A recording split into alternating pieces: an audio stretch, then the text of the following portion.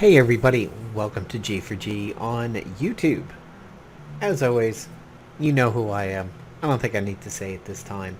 But today, I wanted to go ahead and bring you guys an interesting topic because I think it's rather timely, at least in this point in time.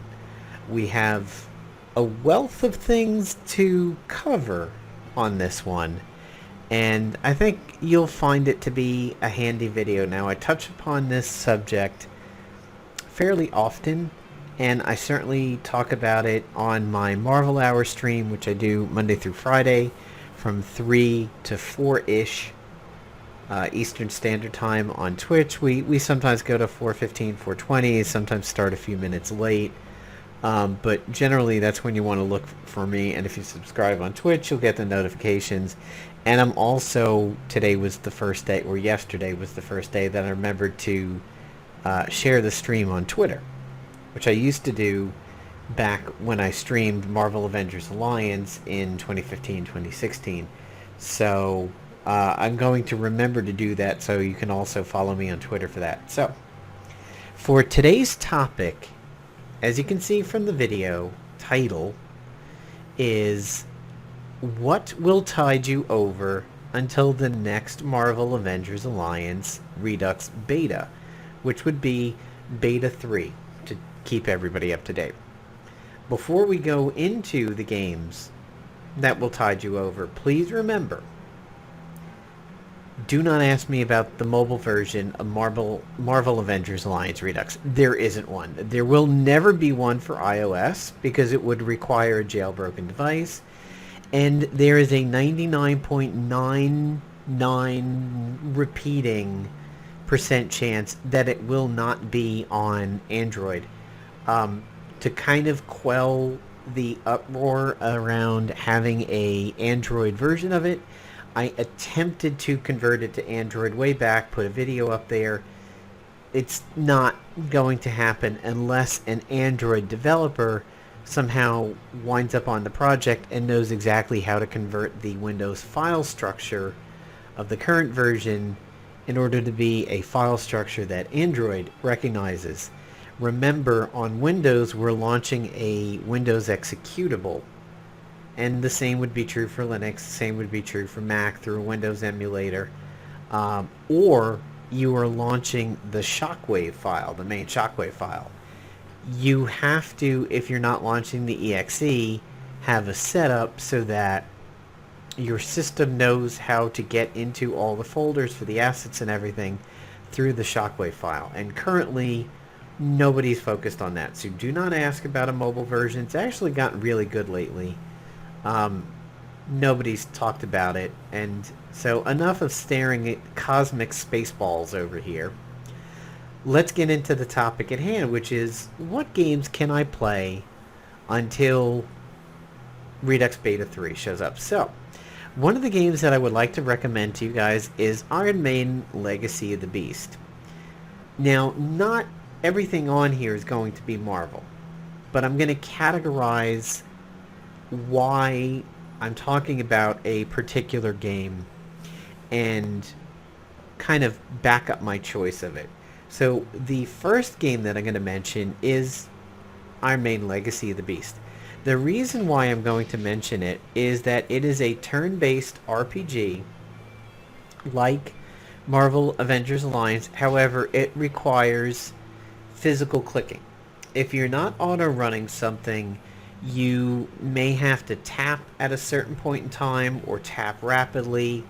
This one is something that is a little bit better played on mobile, but you can do it on emulation relatively well if you can hold the mouse steady and just tap furiously on it.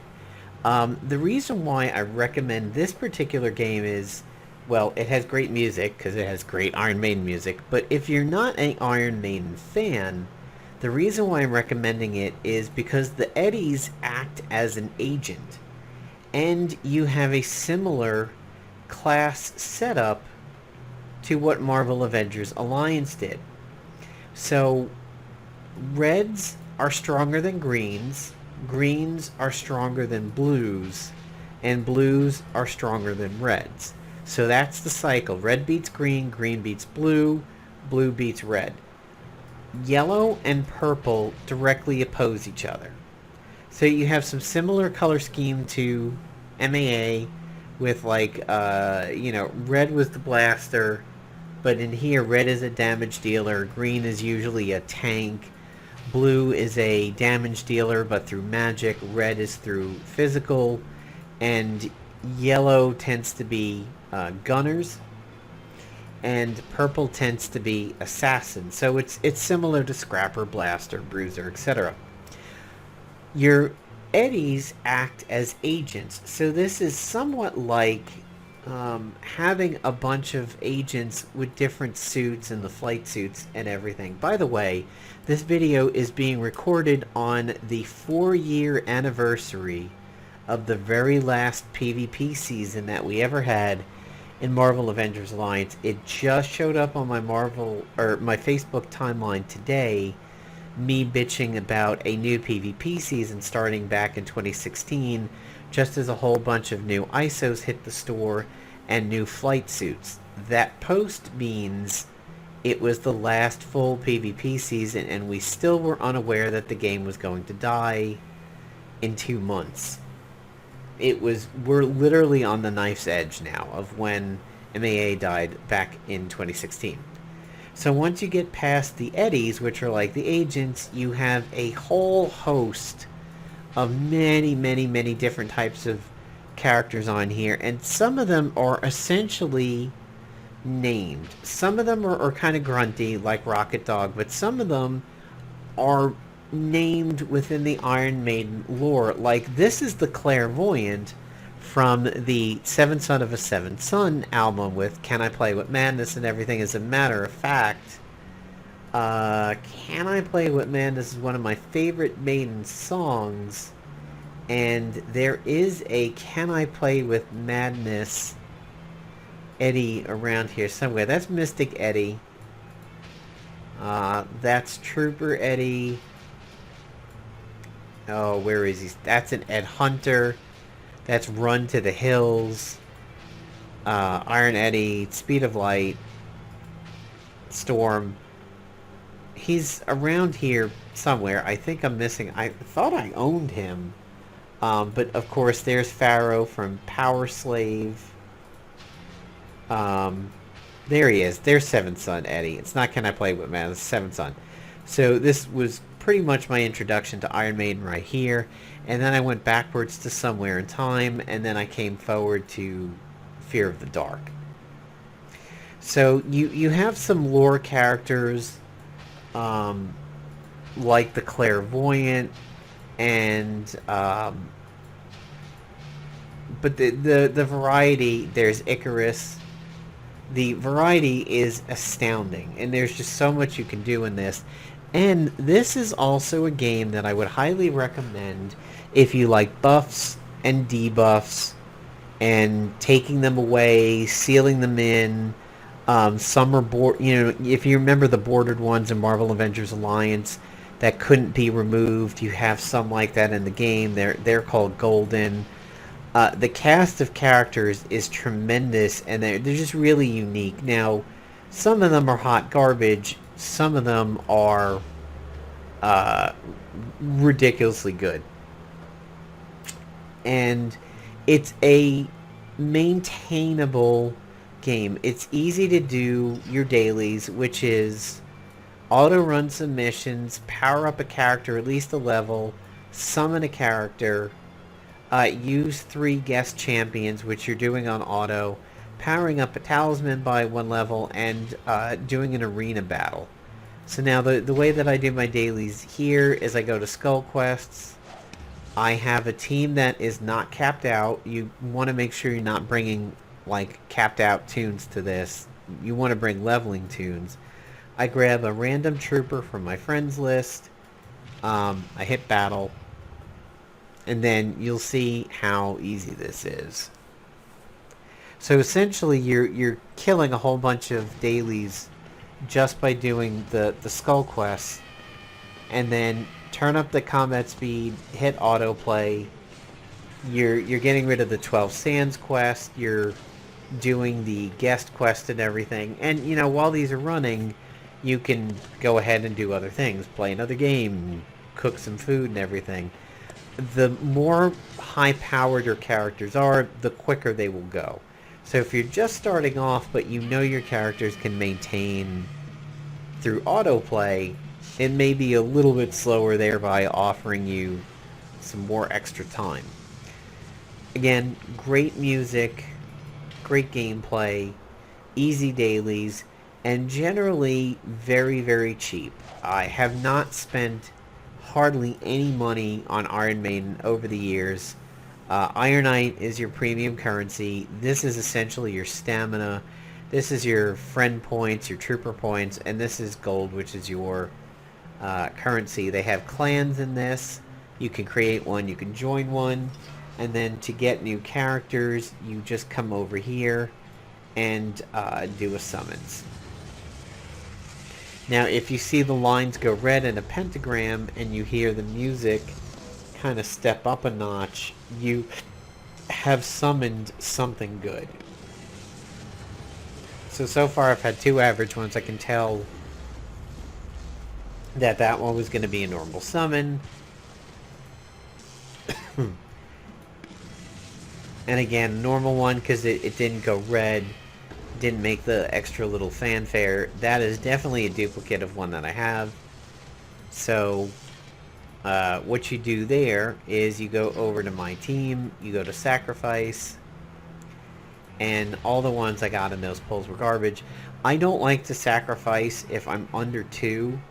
I tend to summon 3 things a day, and if they're 3 stars, I just sacrifice or shard 3 of them, and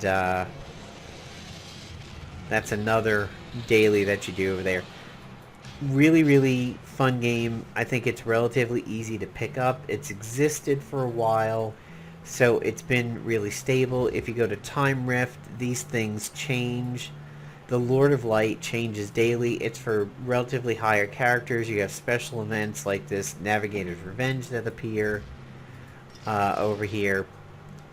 Fun game if you like something that emulates the Agent from Marvel Avengers Alliance. Another game that you can attempt to do if you want to replicate the Agent, which not a lot of games do, you can try this game called Sunny. It apparently was a well-known web game many, many years ago on like Newgrounds or something like that, and it was different and supposedly better. There is a Steam version and a mobile version. I'm not too sure if the mobile version matches the Steam version. It's changed a bit, and some people said it's not as good. But this is, again, similar to MAA in that Sunny acts as the agent, and then you have 2 other characters, so this could be like Captain America and Black Widow equivalent. You have abilities that you power up, like, say, an ARPG, like a Diablo skill tree, or a WoW skill tree, and it has sort of a comic book aesthetic over here. It's sitting at a 3.9. It's a little bit better, but see here, similar vibe to the first game, but just not the same game. It's missing so many features. You may still be able to play the web one out there. I don't really know. But this one isn't too bad if you are thirsting for the Agent. Now, if you're thirsting for deep, deep Marvel content, and you want either really, really expansive rosters or really, really similar play experience, you're going to want to go with Future Fight or Strike Force. Both of these have very robust rosters, with Future Fight really just killing it for what's available in terms of characters. However, Future Fight has definitely had several boycotts in its career, mostly when they get really money hungry. They have at least one time listened. They put characters behind a paywall loot box, and the community, which had just gotten done with the Battlefield series going heavily loot box, had a huge uproar Netmarble went, okay, all right, all right. It's December. Let's ride out the end of the year.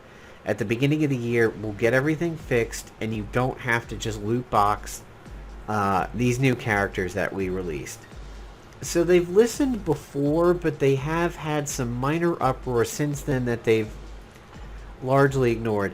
The big uproar now is the Enchantress swimsuit and the Cable swimsuit uniforms.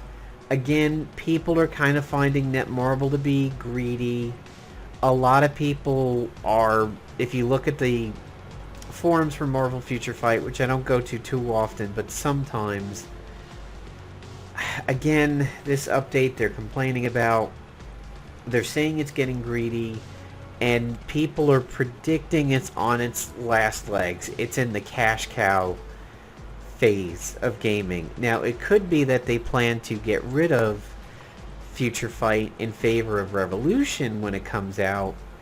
Who really knows? But, I mean, to look at the roster over here, we will scroll for days. And there is, unfortunately, power creep.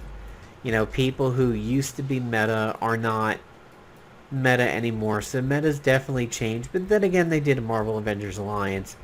It makes sense. You will find some characters in Future Fight don't have the power level that they've done in other games. Like Daredevil's pretty good in Strike Force. He's nowhere here. Hulking is like considered one of the worst characters ever. Gamora, who can hold her own in Strike Force, is trash. Crossbones is trash. Miles is not particularly good or meta. You're looking at very meta up here with Quicksilver and Wolverine and Phoenix. The Beta Ray Bill Epic Quest is still out there. Red Skull is heavily favored in Strike Force. He's not that good in Future Fight, but he's used when you're setting up teams. Baron Zemo is relatively new. He's used in setting up teams. White Tiger does not have the power that she had in MAA. And then you get into... Sinister's relatively decent. Then you get into some of the more meta characters over here. Not Ultron. Cosmic Ghost Rider, which is Punisher. Dr. Voodoo is support for Deadpool. Nick Fury is support for the Speed teams. Ant-Man used to be King of Speed, and then he passed it on, and then it was the Monsters Incorporated for a while, where Elsa was Queen of Speed, then it went to Kid Kaiju. So things change, and some people are eternally support. Like She-Hulk is always really good support for combat days. Same thing for Kid Omega and Rachel. They really boost the psychic damage teams and the blast teams and everything. There is Thor's over here, Beta Ray Bill, who's considered pretty good. Phoenix is always top meta. Luna Snow, Sharog, Mystique is now Queen of Speed. So it's an ever-changing game, but there is so much to do in this game. I've had a few people lately tell me they quit Future Fight just because it got to be overwhelming in terms of what you can do in a day. Strike Force I cover on the channel a lot. It's a Marvel game. It's an RPG. The roster is expanding. However, it is probably the second greediest Marvel game out there behind Contest of Champions.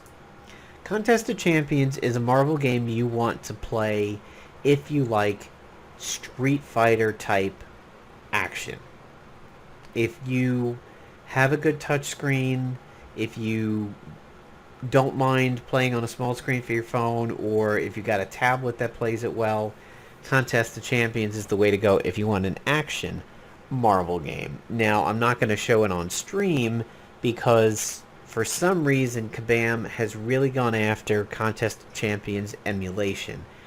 I think I've heard it's because it opened up a lot of auto-botting or something like that, but they aggressively will suspend your account if you play off of BlueStacks, and then they started not doing updates from the Google Play Store for other emulators like Nox. So it's gotten pretty sketch. I'm not going to talk about the Final Fantasy games. They don't really emulate Avengers Alliance in any way.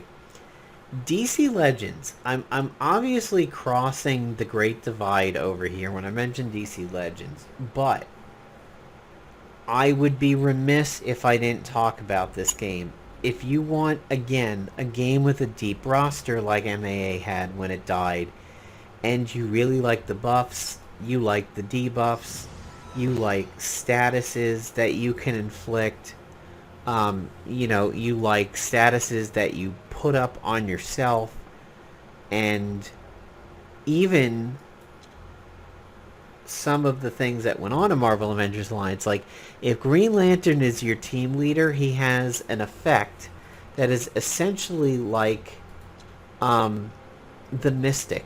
It's like bringing the Mystic into combat over here.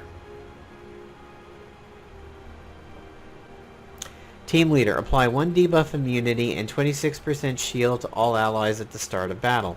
At legendary, apply an extra debuff immunity to all allies. So this is essentially 2 rounds of the old Mystic buff that you got in Marvel Avengers Alliance, where your team cannot be debuffed unless the debuff prevention is stolen. It doesn't expire, like you don't damage somebody with a debuff and then 1 tick goes away. It stays up for 2 rounds unless you remove it in some way, shape, or form. If he's not the leader, he doesn't bring that to the table. So you don't have an agent character in this, but you have, again, the round-robin nature where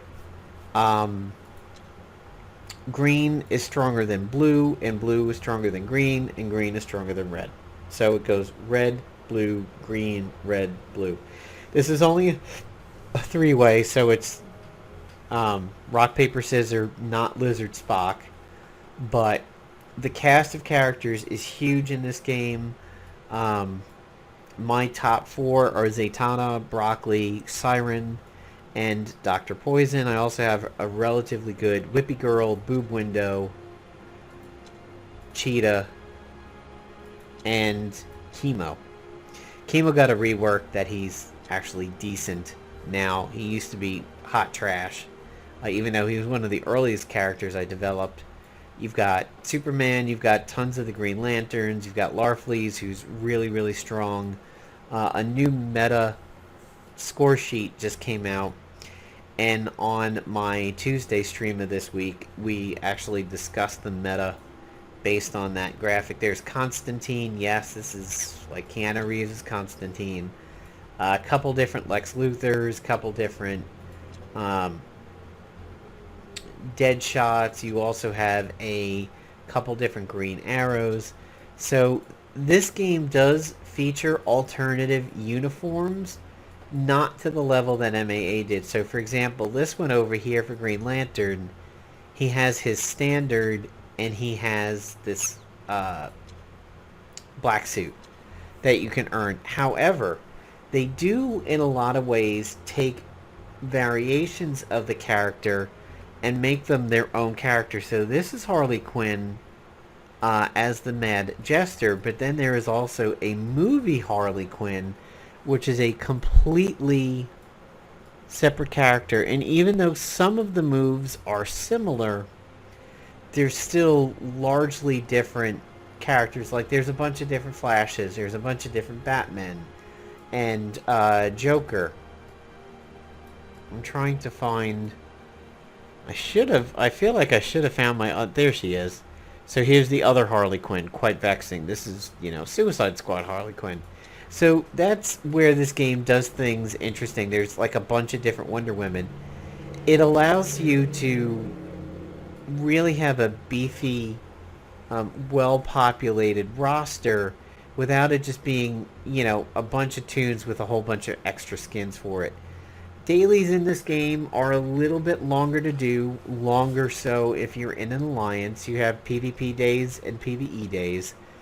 But this is really a game that you want to go to if you want to get a lot of the buffs and debuffs that you're missing from Marvel Avengers Alliance.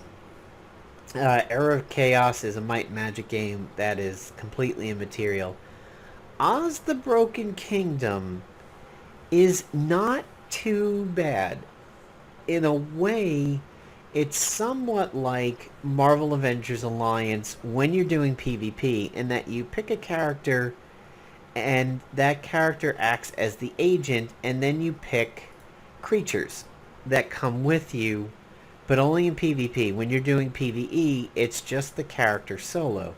Now it's based off of the Wizard of Oz universe, except um, small changes here and there. They have the Pumpkin King Jack, who is an additional character, and they have never added any other character since Pumpkin Jack, so that's a little disappointing. Um, I also don't really know that they've added any content in a while. Um, Arena is your PvP, the Yellow Brick Road is your PvE, you have daily quests and everything.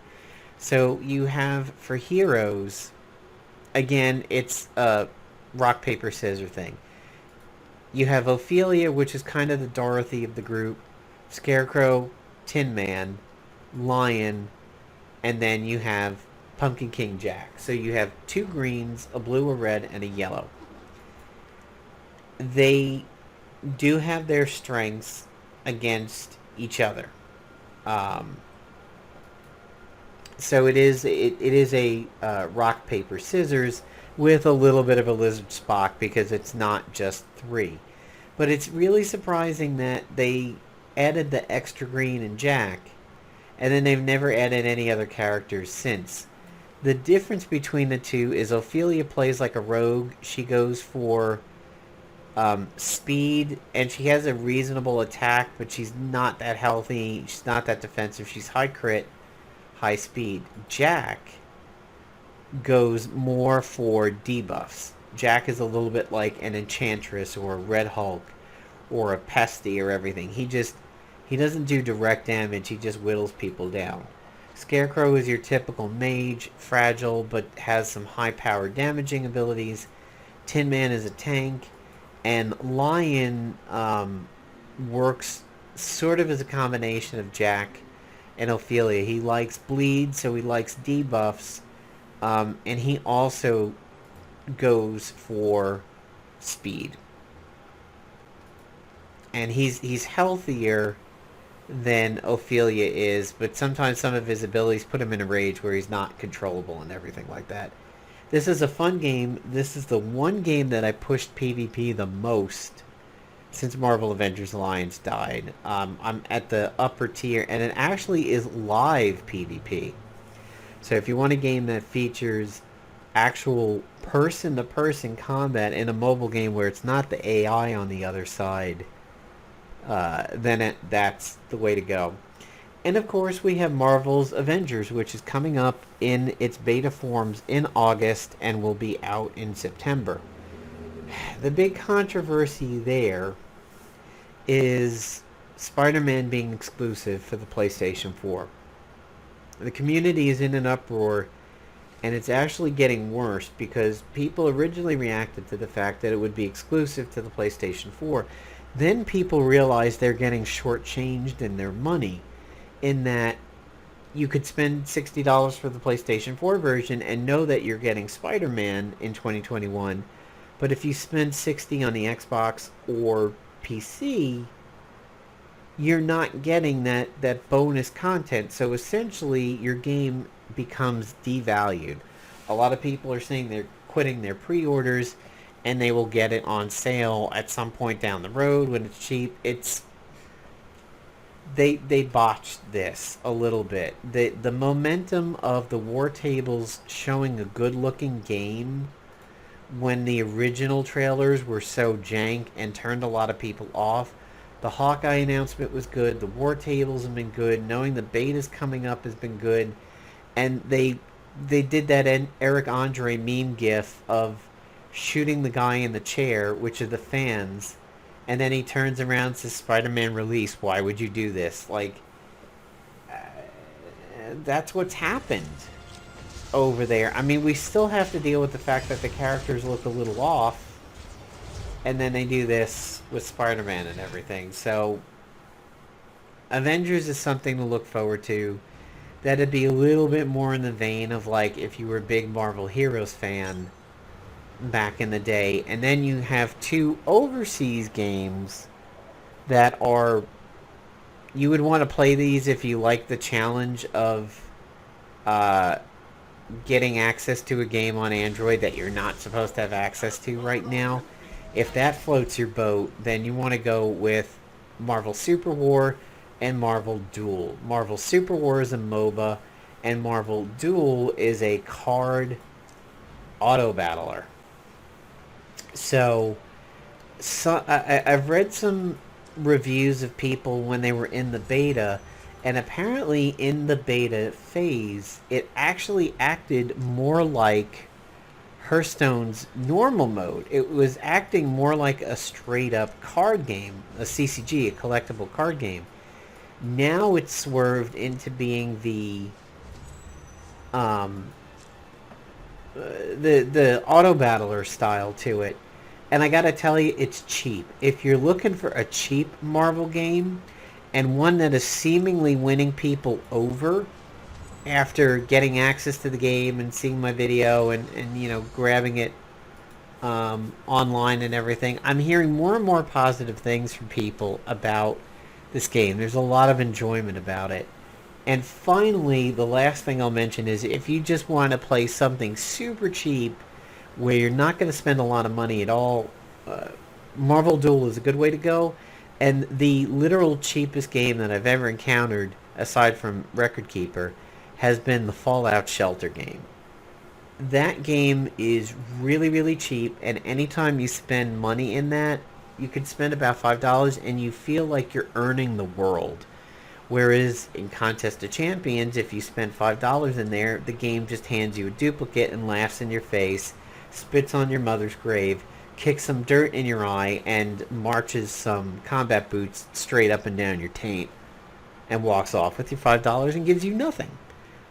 Contest of Champions is greedy as shit.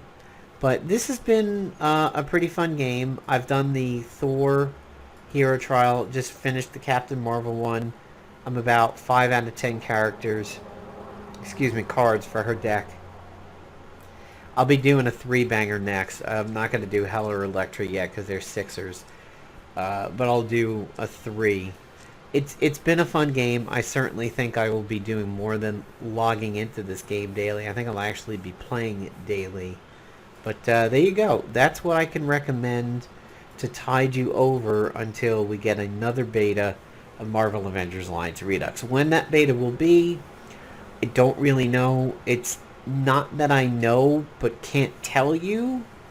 I honestly don't know. Goofy's been very busy. He's been doing a lot of work on this beta. It's going to be a huge leap and bound over the other betas and alphas that you've played. So that's pretty much it for me on this video. If you've got questions about any of the games, let me know. Most of these are on Android and iOS. Most of them even have cross saves, like Future Fight. If you link it through Facebook, you can play it on multiple devices. Not DC Legends. The Final Fantasy games have cross.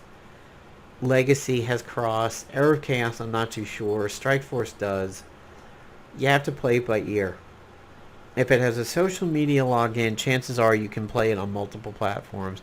If it only uses a store login, then you're going to wind up having different versions. I know my iOS version of DC Legends is a completely different setup. So, yeah. There you go, guys. Hope you enjoyed the video. If you got any questions, let me know. If you want to know where to get some of the games that aren't in your regional store, APK Pure is a way of doing it. Up to Down app or Qu app or Quap is another way of doing it. Or just get the APK online and install it manually on your device. Most of these play pretty well with emulation. Future Fight is a little bit tough on emulation, and Super War I will not touch on emulation because of the high ping too, but the controls are jank. Strike Force plays well, DC Legends plays well, Duel plays well. A lot of these games do perfectly fine being emulated on a PC. So, Hope you enjoyed the video, and if you've got any similar games to MAA that I didn't cover, leave them down in the comments below. However, not the Naruto game. I had many, many years of people talking about the Naruto game. And, yeah, not that one. I know about that one. Not interested. See you guys. Have a good one.